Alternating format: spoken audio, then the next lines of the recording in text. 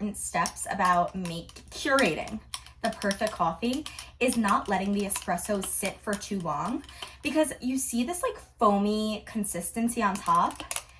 If you let it sit for a smidge too long, that disappears. And now it is time for one of my favorite parts of my morning, which is, and one of the most important parts of my morning, which is my gratitude journal.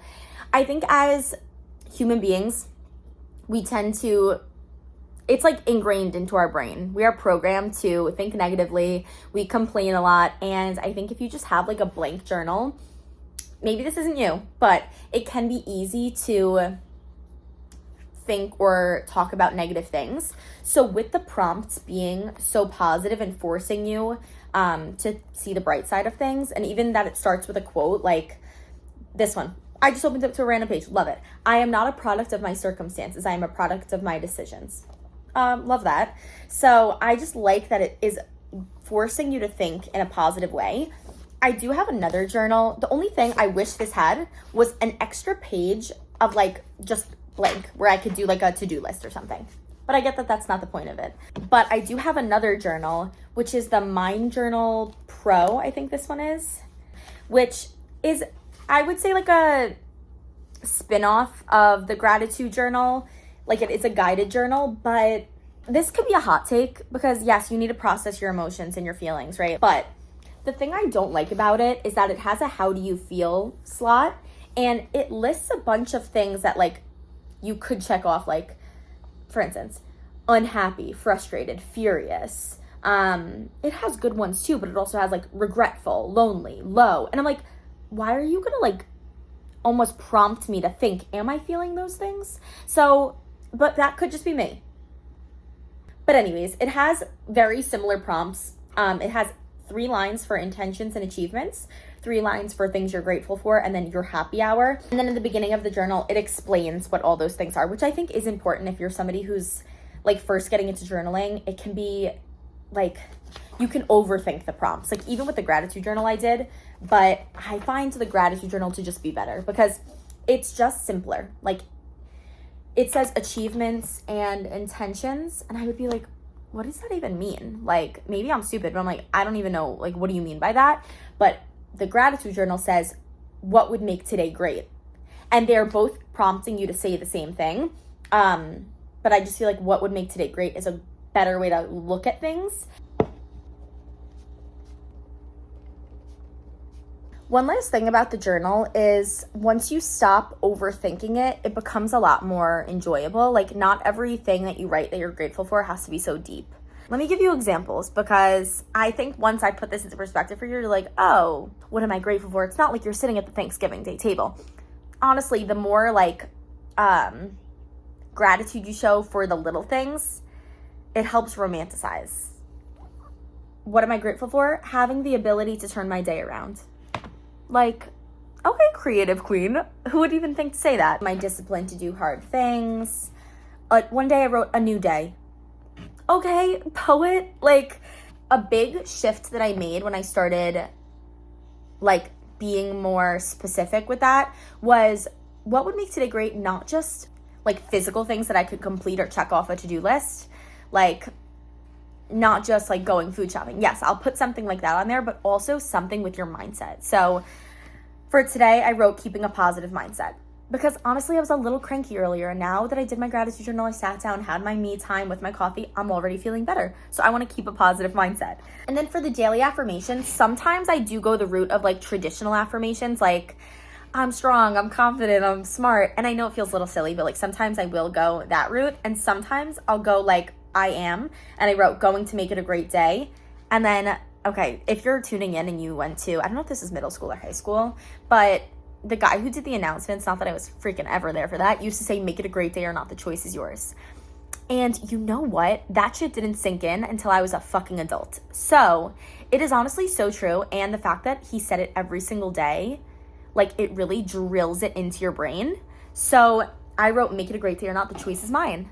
Because the choice is mine. All right, now that I'm done with that, I literally feel like I'm a different person than when I came on here. So much more energized, so much more zen. Okay, as I'm waiting for my car to warm up, some tips that I have if you're just getting into like cooking more at home, grocery shopping, and like less Uber Eats, less eating out, all that jazz. Not all that jazz. Step one would be go on Instagram or TikTok, whatever, and save some recipes. So search and save some recipes, and then from there, curate a grocery list of some things that you think, maybe some new things that you would want to try, some things you know you'll already like.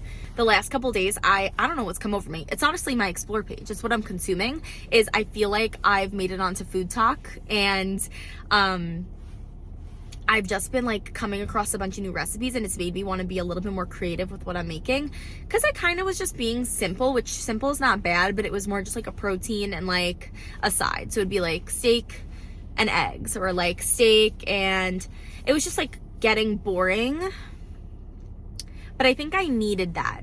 I think I needed it to be boring to get back into routine, to not overcomplicate it. And now that I've been in this routine of cooking at home a lot, I can start to branch out more without getting overwhelmed so easily, because I'm the kind of person, it's like if I try to do too many things at once or like overwhelm myself, then I'm just like, I can't do this. This is too much. So building sustainable habits has been a priority for me in 2025, and I feel like I've been doing such a good job, especially when it comes to like my morning routine and like new habits I've introduced. So it feels good to be like advancing to the next level. I guess that's what it feels like right now.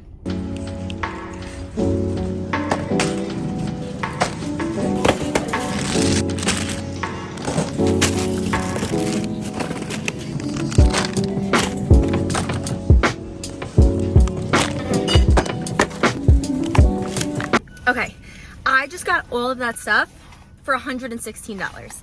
Like, you can't tell me that Trader Joe's is expensive. Like, I think other supermarkets are more expensive, but I will say Trader Joe's, I will say Trader Joe's red flag right now is the fact that unless you come here as soon as they open, they don't have eggs. They only have the like gross eggs. And then once you start using like good eggs, and then you crack open one of these nasty ass eggs, you can't even eat it. It's like the difference, one egg is like orange and the other one is literally like pale, like sad yellow in the worst way possible. So long story short is we do have to stop for eggs. I don't know if this math makes sense, but hear me out. 3 times 7 is 21, right? So if I was eating 3 meals a day, 7 days a week at home, that's 21 meals. $116 divided by 21 comes out to like $5 a meal. Think about that next time that you're gonna order. I'm not guilting you, by all means. You do you. But $5 a meal, like that's a steal. And this is me experimenting. Like, I'm trying some new stuff. Like, I usually don't get some of this stuff, like flour. I don't even ever buy flour. But I want to try to make, I saw if you mix like Greek yogurt with flour, and I don't know if it's a certain type of flour, but I just grabbed regular like organic flour. But if you mix that together, you get some sort of like pizza crust. Not some sort of, you get pizza crust. But I really should have checked what kind of flour you need. Oh well.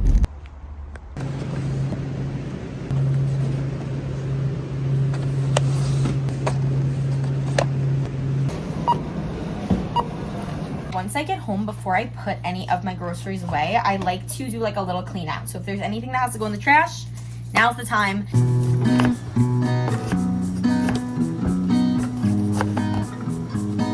Is that normal? Wait, what? Is it normal? What?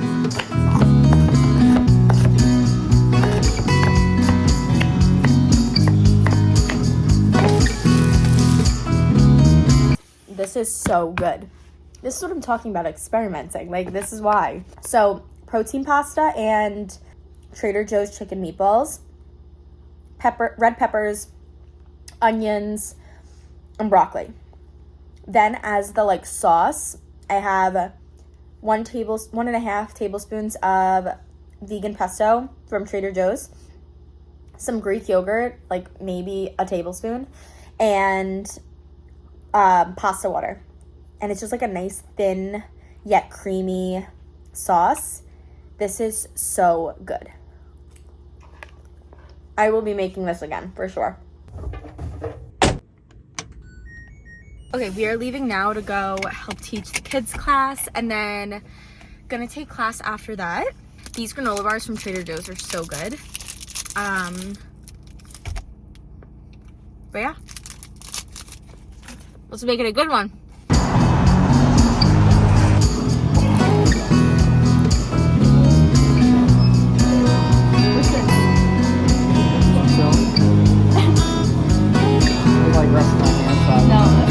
Give me a fit check. Create. Black belt. Not legal. Barely. And the pants. Also create. And the shoes. Under Armour. Okay, ask me for a fit check. Alright. Good check. This is actually a vintage shoyu roll. Shrunken by the man himself. Without knockoff Birkenstocks from Target. Hair overnight blowout.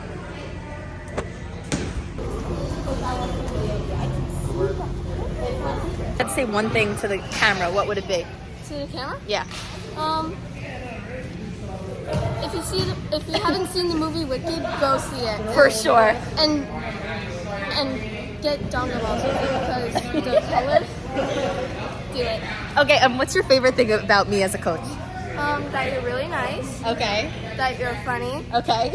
And that you have to be the best coach. Better than Coach Al? Well, on the same level. Okay. But still good. Okay, thanks. Top player is going to have a specific wing condition, or 2 wing conditions now. So my goal as a top player is I'm going to, again, try to destabilize my partner, but I have to get them to 2 shoulders. And now I have to be past my partner's legs. Another way that I can win this is if I try to pin her and she's stuck down really far and opens herself up, I can throw my hooks. So your goal is to recover to a guard, or look to stand up and turn your face. Any questions? Ready, 1, 2.